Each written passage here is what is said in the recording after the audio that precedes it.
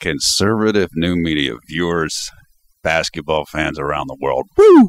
Did you see that game between the Spurs and the Clippers tonight? 111-107 for the defending champions in game number 2 of the 2015 first round NBA Western Conference playoffs.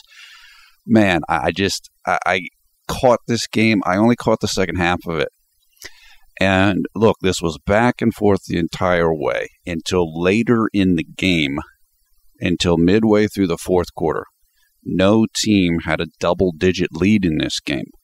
And finally, the Spurs broke through with a 10-point lead with 6 minutes and about 35 seconds left. And then what happened was the Clippers went crazy. They ended off regulation on a 16-6 run. So it looked like the Spurs had totally just blown it. The Clippers actually went up 94-92 with 50 seconds left. And at that point, it was a 16-4 run. San Antonio looked done. Tony Parker was out of the game. I think Manu Ginobili was out of the game for fouling out on the hack of Jordan stuff. Tony Parker left the game with, tightness in his leg or something like this. And then Patty Mills, after a Blake Griffin turnover, I believe, Patty Mills was fouled with 8 seconds left. And he stepped up and he nailed both free throws. And then Tim Duncan, the legend, defended Chris Paul on the final play in regulation. Chris Paul missed a 16-foot jump shot over Tim Duncan on the right side of the court. Now, we went to overtime, and honestly, I thought the Spurs were going to get rocked in overtime. I thought the Clippers were going to take it and run away with it because the Spurs just looked worn out. They were missing 2 of their top guns in Parker and Ginobili. And the Clippers had all the momentum, but it didn't go like that. The Spurs came out, they hit the first bucket of the overtime, a three-pointer. That put them up 3. The Clippers fought back and made the score 101-101. But then after that, the Spurs started to pull away. The Clippers hit 2 3-pointers late. In fact, they hit one with J.J. Redick with 5 seconds left to cut the score to 109-107. However, Spurs got the ball. Patty Mills was fouled, and he drilled 2 more clutch free throws to seal this game. Just an amazing contest. I've seen a lot of basketball in more than 30 years of watching the game. This was one of the most thrilling up and down, back and forth games I've ever seen. There were so many twists and turns in this game. We had everything. We had Hack of Jordan. We had Tim Duncan, who is literally going to be 39 years old in like 2 or 3 days. I think he's going to turn 39 on Saturday. And I'm making this video, and it's early Thursday morning here on the United States Eastern Coast. Tim Duncan, 28 points and 11 rebounds. Look, this guy, and I said it on Twitter, can anybody seriously argue that Tim Duncan hasn't had the best career since Michael Jordan? And of course, I understand the Kobe Bryant fans came at me immediately.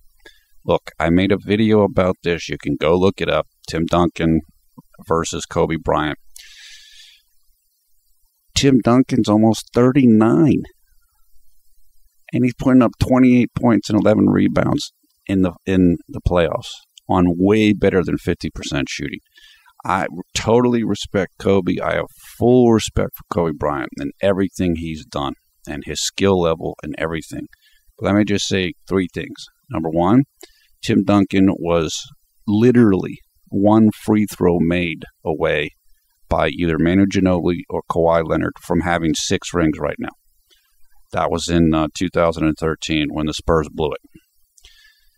He has 1 more Finals MVP than Kobe, and he has 1 more regular season MVP than Kobe. I respect Kobe completely, but you got to give Duncan his due. I mean, he's earned it. Duncan has been the best player for the Spurs in the first 2 games of this series. including the game one when they looked like garbage and they got blown apart in the second half of the game. So respect to Tim Duncan, the legend. He's number one Twitter trending topic right now as I make this. Respect to the Spurs. Never underestimate the heart of a champion. I thought they were done. And if they lost this game, I'm not going to tell you they couldn't have possibly won. You can come back, especially if you haven't lost on your home court yet. But realistically, they needed to win this game. They're still hurting Thiago Splitter, who is extremely important for their defense, still isn't 100%.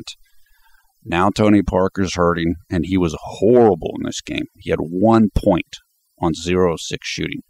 You must win this game. And right when they were about to fall down in the brink, just fall into the abyss, the championship heart came through, and they got the job done. So congratulations to the San Antonio Spurs. Look, I know a lot of people right now are unhappy, and they're sad, and they're mad that are Clippers fans, or people that are rooting for the Clippers. People are mad at Blake Griffin.